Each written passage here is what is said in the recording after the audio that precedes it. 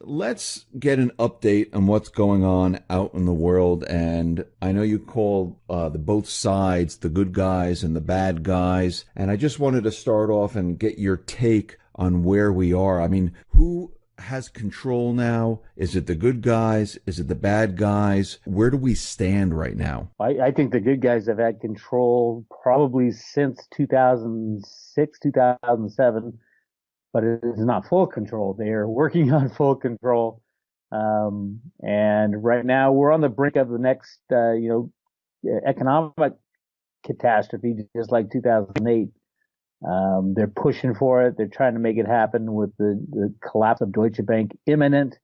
So yeah, I think we're going to experience very similar, except this time I don't think there's going to be a bailout. So, I mean, right now, I mean, Europe is having a huge amount of trouble, just like you mentioned, Deutsche Bank. We also have the Italian banks. They're also having a huge amount of problems. I mean, how is this going to affect all the other banks around the world, especially the U.S. banks? Are they all tied in? They're absolutely tied in with similar customers, similar assets that they hold, similar counterparties in the derivative market. So yes, if Deutsche Bank goes, you can kiss every bank goodbye over time. We just don't know how long it would take. Now, Deutsche Bank is the largest derivative holder amongst the big banks, so obviously that will cause major chaos in the global financial system. Now, you also said that the good guys, they're trying to get control. They don't have full control right now. But as we know, there's really been very little arrests. We know there's a huge number of indictments out there. When do you think all this is going to be exposed? Well, if you go back, there have been like major arrests that have been seen. Like Bernie Madoff was part of the good guy, bad guy battle. I mean, if you talk about when did it get exposed into the open, it was when Bernie Madoff went down. Bernie Madoff was so much bigger than just Bernie Madoff. The Mossad was in there. There's all kinds. That was a kind of a money laundering arm of the bad guys, and it wasn't $50 billion. It was more like 500 billion. So yeah, I think the battles came out in the open when Madoff went down, and then it just keeps getting. There's more and more battles. Ultimately, there's enough dirt on the bad guys that they will be taken down. The pedophile rings and the banking cabals and all that stuff is going by the wayside. It does take time. Russia's in on it. China's in on it. The U.S. is in on it. This is way behind the scenes. You know, all the stuff we see on CNN and the news stations is just trivial compared to what's going on behind the scenes. So I have a lot of confidence that things are going to be very good, but they have to get the old monetary system out of the way. So that's going to be very chaotic. So we have to go through this turmoil to get to the other side. Let's start off with the monetary system, and you're saying that you have to get it out of the way. Now, you're talking about the system that we're in right now, and this is a central banking system. So do you think right now the push is to still crash the central banking system to bring in a new system? Yes, they have to because the vast majority of the so-called assets are held by probably less than 1%, and they're all hidden in offshore accounts and nooks and crannies. There's no way to get to a new system to get rid of the bad stuff without erasing everything because they've got it all hidden away. So you can't revalue currencies. You can't do any kind of jiggering of rules and regulations. You got to destroy it all, and that was always the plan from the Fed. All the work I've done on the Fed Road to Ruta information. Their plan was to crash the system and go back to a gold standard back in the late 80s or early 80s with when the Road to Ruta comics came out and Alan Greenspan was kind of put in charge of the monetary system with his computer programs.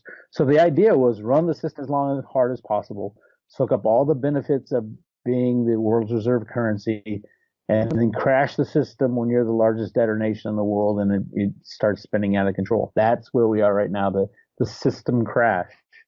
And luckily, we have the cryptocurrencies that will be there to kind of be something to transition to.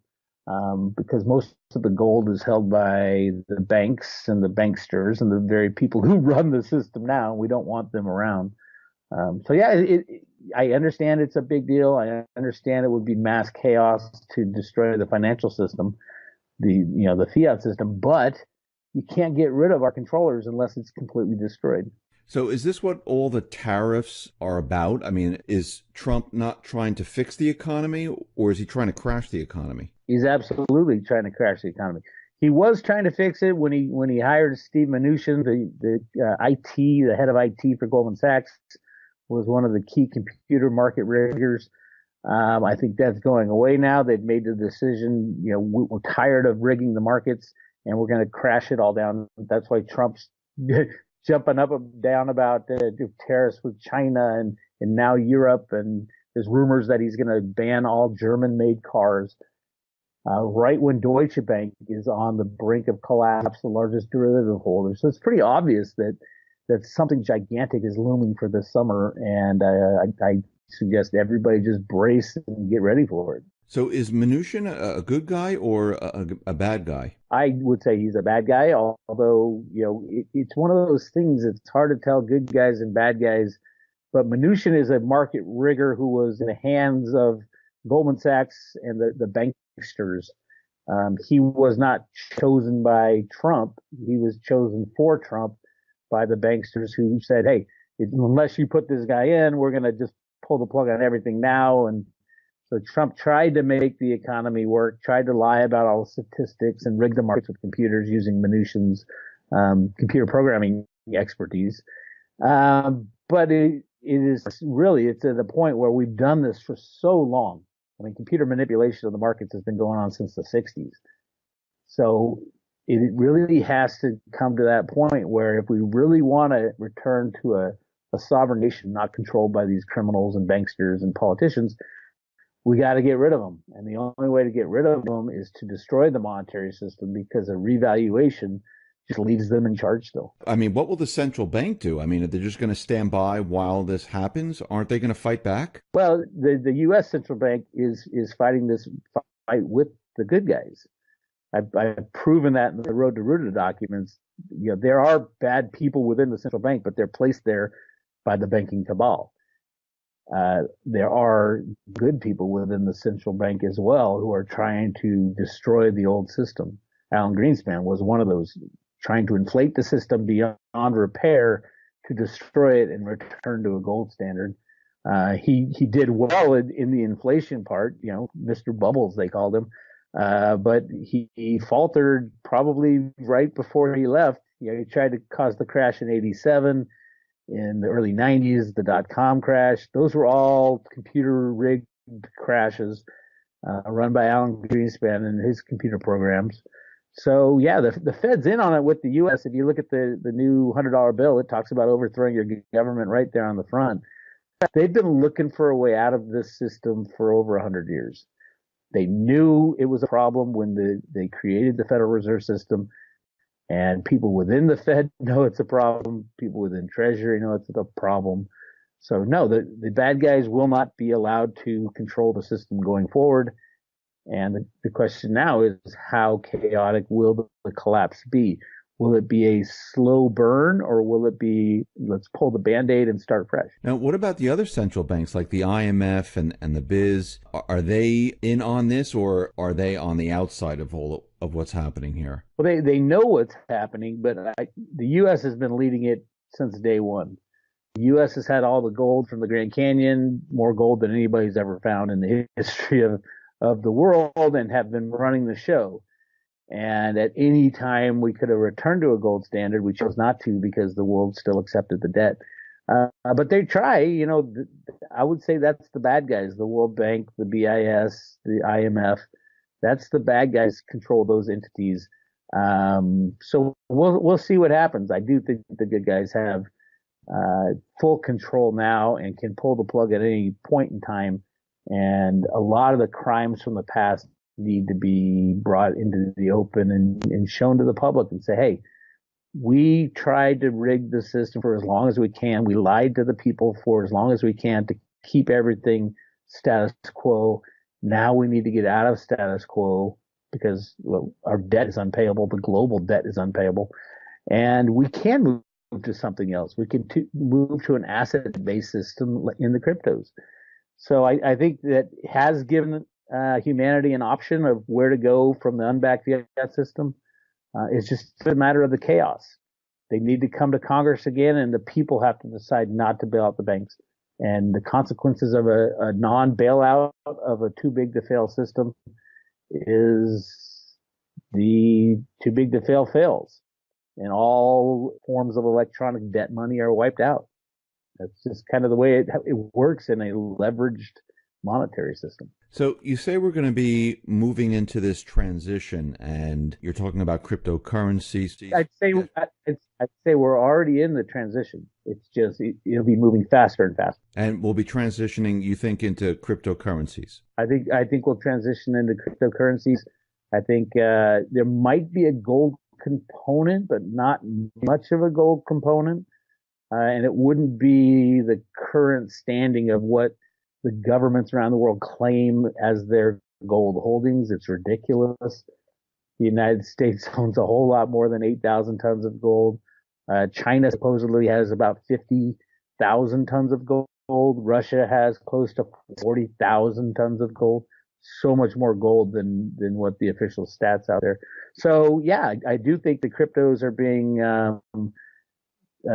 babied and helped along by regulators around the world. Slowed down at times, like China saying they're going to ban the cryptos, and then now the President Xi just came out and said we're going to embrace blockchain technology.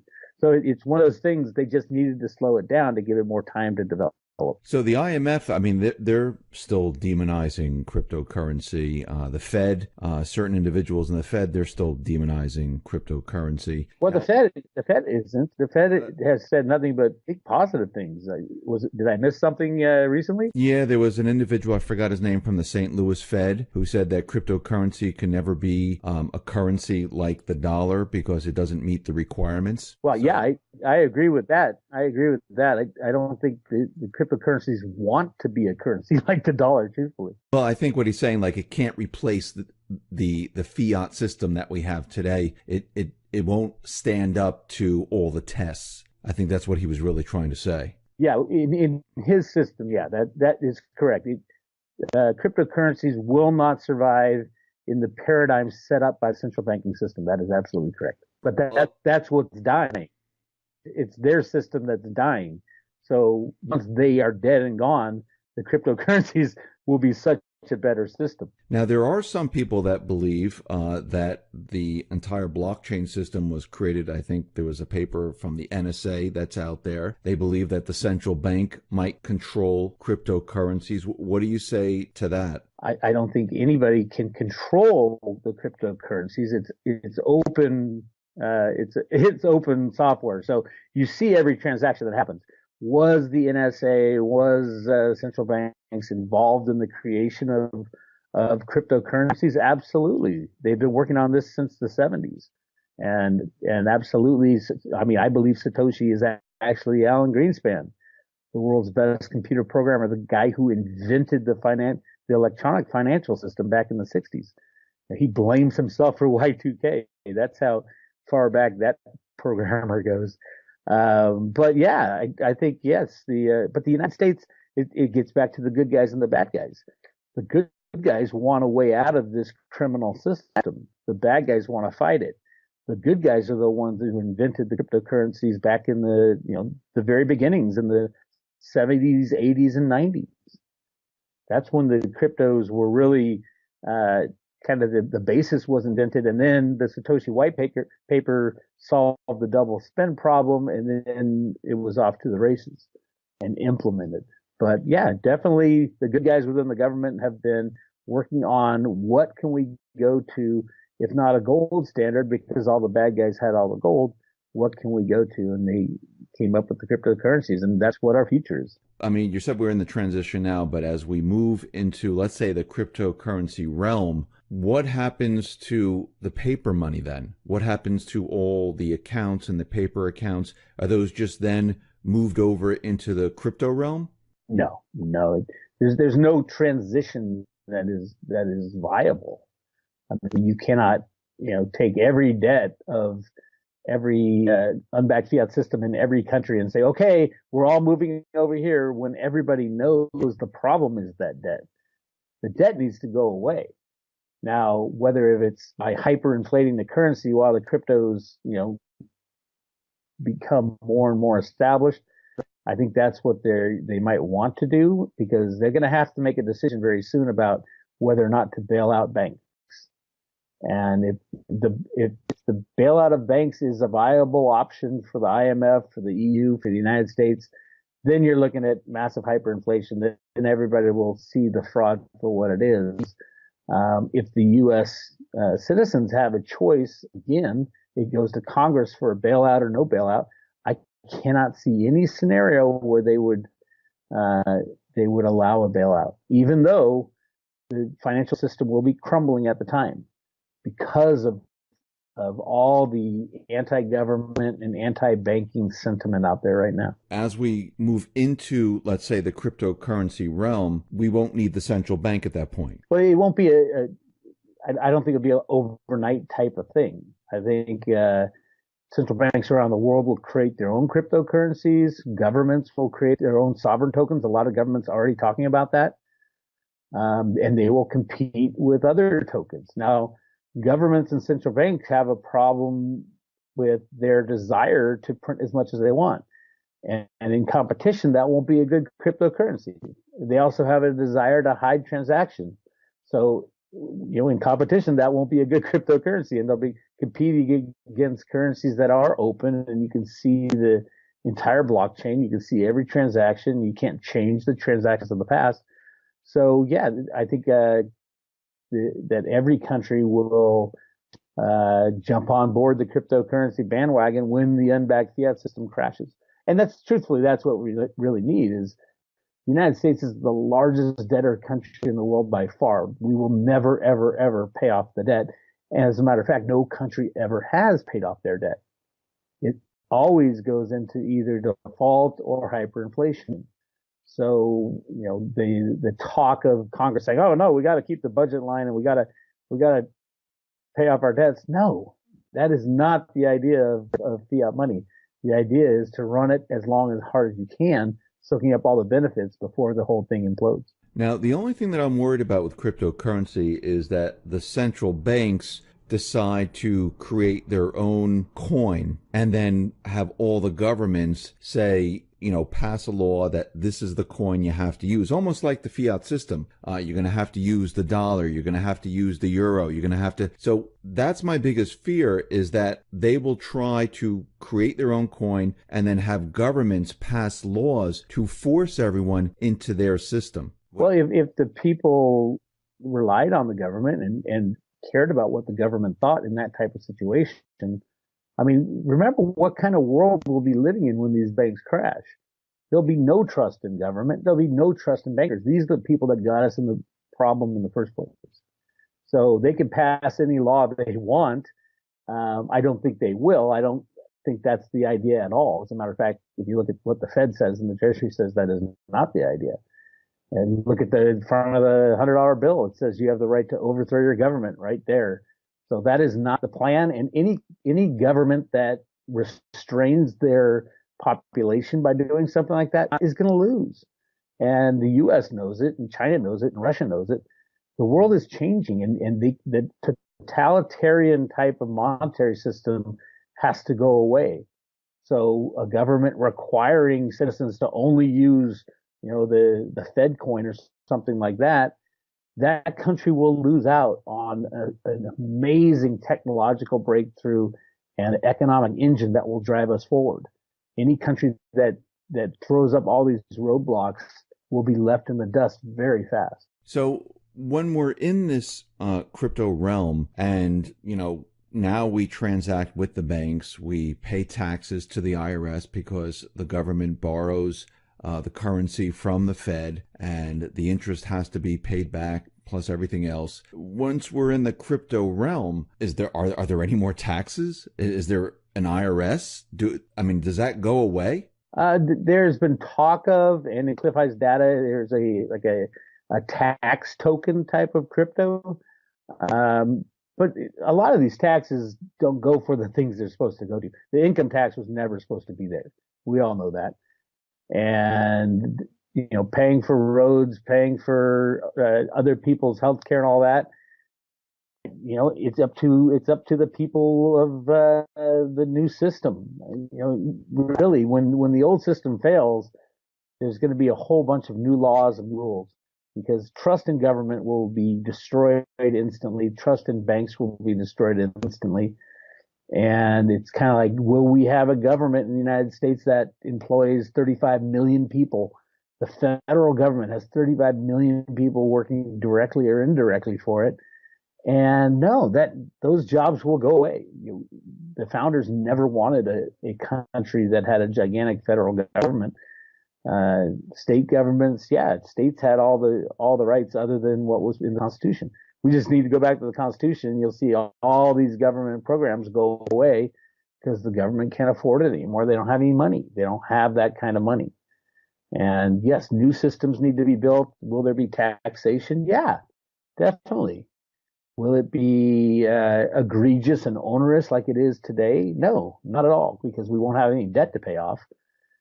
And all these workers in the federal government will be gone. There'll be no, Obamacare remnants and all the insanity of what we're living through today gets instantly washed away if there's no money to pay for it. How about the banking system itself? I mean, if we can send currency back and forth without the banking system, depending on what the coin is, or maybe we'll have multiple coins. I don't know what it will be, but we can send it to the exchanges. We can send it to private wallets. What's the point of the banks then? There won't be. I mean, that's the key to understanding what goes on in the too big to fail banks and the derivative situation. These banks are highly levered, and so much more than the 10-to-1 they say they are. So all it takes is 10% of their tier 1 capital to go away for these banks to implode. And that's kind of almost what happened in 2008, but that is what will happen next time this goes down, which I think is this summer. Now, what happens after that? It's anybody's guess. And obviously, we would love to have all the debt disappear in the world. Well, all that debt is unbacked fiat promises. It's that unbacked fiat money that the banks have leveraged so much. Leverage is great going up. You make 10 times your money. Going down, it is a killer of banks. So yeah, it will all have to be rejiggered, not the money, because people won't trust the money anymore. We're going to have to issue a new money in the United States and around the world but there'll be no debt too, which is the cool part. Yes, people will lose all their assets, their electronic assets that they kept in the system. But that was always going to be the case. That was always the ultimate plan on the road to Ruta. There's an economic theory back from the 1960s called On the Road to the Golden Age. And it was a Nobel Prize winning theory. And what it said was to go back to a gold standard, the first thing you should do is print as much money as possible, soaking up all the benefits, print money to infinity, soaking up all the benefits, and then crash the system and go back to a gold standard. And that's what's been playing out over these past 50 years. Now, did you say, maybe I heard you wrong, did you say this was going to go down this summer? I think there's going to be another banking crisis, much like 2008 this summer. And it's being set up right now. Deutsche Bank, the world's largest derivative holder, just got nailed by the Fed again to put on a watch list, and Deutsche Bank gets downgraded according to their year-end annual report. A single notch downgrade will cost them 1.3 billion euros, and a double notch downgrade will cost them 3 billion euros. And it really does depend. It basically wreaks havoc on their derivative book. And that's when it gets really ugly, just like it did in 2008. And then what do you think happens once, I mean, if they are downgraded, what happens then? Like, where does it spread to? Like, what happens? What do you think happens? It triggers some of the derivatives, and then we have a cascading effect. Just like in 2008, the derivatives, Deutsche Bank will probably be the new Lehman type of situation. Now, will they bail them out? Truthfully, I don't think so. Europe is in so much trouble. The United States debt is in so much trouble. We lie about every statistic. I mean, it's insane what they've gotten away with this far. So I do think this is the one of the, if not the big major collapse come September again, probably because that's the end of the fiscal year of the United States. It might bounce along for a few years, but really badly, as in banks going down, banks getting bailed out, people screaming that you're bailing out the banks. Or we might believe the Economist magazine from 1987 that said 2018 was the year that the global currencies melt down. Now, do you think Deutsche Bank, you think they know that this is coming and this is why they are laying off like 10,000 people? Probably going to be a lot more than that. But you think they're trying to head this off? They're not trying to head it off. They're trying to survive a couple more months. That's how big it is. Their derivative book is $50 trillion and it's gone sideways. So they are screwed. I mean, you say we're in the transition, but when this starts to occur, I mean, how long is this going to last? I mean, once it really hits, like say this summer, and people start to realize what is going on and people start to wake up. I mean, to go from this fiat system over to a cryptocurrency system, I mean, from your opinion, what is the time frame of all of this? I think it'll take years. I mean, there's so much to destroy in the old system that has been built up for the last 100 years. So I think it'll take years before. I mean, ultimately there will still be the U.S. dollar around in 10 years, but probably not many people will be using it at all. Most likely everybody will have left the system in the next 5 years and gone to some kind of crypto backed or crypto system, all kinds of different potentials there for means of exchange, for store of value, for use in businesses to cut expenses. I mean, there's just so much that can be done with the cryptos, but it's the new system and it's going to take the place of the old system, not overnight, but literally. I think the old system is dying already. It's been dying for a long time. And the key is that the powers that be, the good guys back there, want it gone. They want the criminal system gone. And they know that, the criminals can control a lot of things, have been able to control a lot of things, the Rothschilds and the Rockefellers and that gang, and the Clintons and the Bushes and the Soroses, all the deep state as well. And they want them out. So yeah, they're going to foster a very kind environment for the cryptos over the next couple of years. And I don't see them bailing out banks, at least on the surface. They'll patch them up here and there the best they can. But ultimately, there will be runs on banks. There will be defaults on debt, which there has to be, obviously, because not even countries can pay off their debt anymore.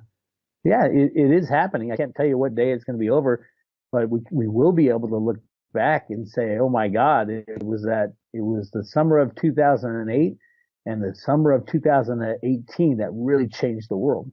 So what you're saying is we're going to be like in this hybrid type of currency situation. I mean, we'll still be using the dollar and whatever coin. Yeah, we are right now. I mean, we're in, when you look at what is money, there's the dollar, there's all the other, euro and the yuan and all that. And then there's stocks and bonds can be counted as money because they're just a promissory note as well. And derivatives can be counted as money. So there's so many different types. And now we've got the cryptos, which are asset based. There's no third party risk. In every other asset type, money wise, there's third party risk. So stocks and bonds are massively rehypothecated, meaning, you think you own a share of Apple Computer. Well, 10 other people own that exact same share, and it just goes round and round in the high frequency trading realm. So it is insane what's going to happen, but it has to happen to move along, to move into a future that is good for humanity, not going to suck us dry.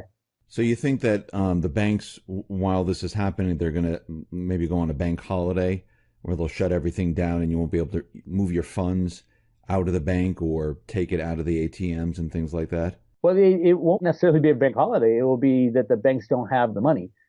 Because remember, banks are leveraged. They're leveraged lenders. They leverage 10 to 1. So for every $10, every dollar that they have, they lend out 10. And that's great when asset prices are going up and everything's fine. When they come down, they're destroyed almost instantly. Just like we saw in 2008, was it the representative Jaworski said we had a matter of hours before the entire system froze up had we not done that bailout. Well, your currency in the bank is digital. I mean, yes, I understand if you're going to the ATM, but could you move that digital currency into a cryptocurrency? You can do that right now. Yeah, you can buy any cryptocurrency you want.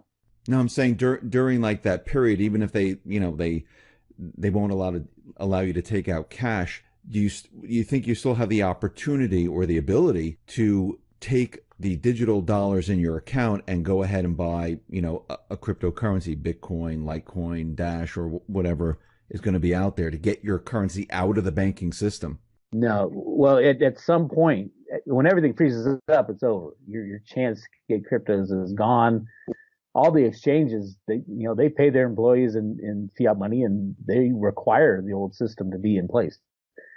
Not all the exchanges. There are some exchanges that don't just deal in the blockchain, swapping crypto for crypto.